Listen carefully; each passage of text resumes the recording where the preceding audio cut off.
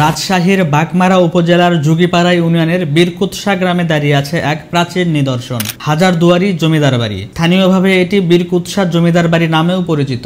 এর নামকরণ হয়েছে অসংখ্য দরজা ও খিলান আকৃতির কারুকার্যময় নকশার কারণে। দীর্ঘ করিডোর আর অলংকৃত দরজাগুলো আজও সেই জমিদারি ঐশ্বর্যের কথা মনে করিয়ে দেয়। এই রাজবাড়ির সুনির্দিষ্ট প্রতিষ্ঠাতা বা নির্মাণকারীর নাম জানা যায়নি, তবে ঐতিহাসিক ও স্থানীয়দের মতে এটি মূলত বীরকুৎসা পরগনার জমিদার বীরেশ্বর বন্দ্যোপাধ্যায়ের বাসস্থান ছিল।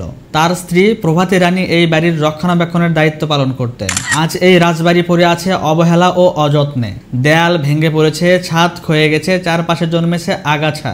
অথচ একসময় এটিই ছিল আভিজাত্য, ক্ষমতা ও সাংস্কৃতিক কর্মকাণ্ডের কেন্দ্র। হাজারদুয়ারি জমিদার বাড়ি শুধু ইট পাথরের স্থাপনা নয়, এটি আমাদের ইতিহাস ও ঐতিহ্যের এক অমূল্য দলিল। কিন্তু সংস্কার ও সংরক্ষণ ছাড়া এই নিদর্শন হয়তো খুব শীঘ্রই বিলীন হয়ে যাবে। আমাদের কর্তব্য হলো এই ধরনের ঐতিহ্যকে রক্ষা করা, যেন ভবিষ্যৎ প্রজন্মও জানতে পারে আমাদের ইতিহাস কত সমৃদ্ধ, কত গৌরবময়।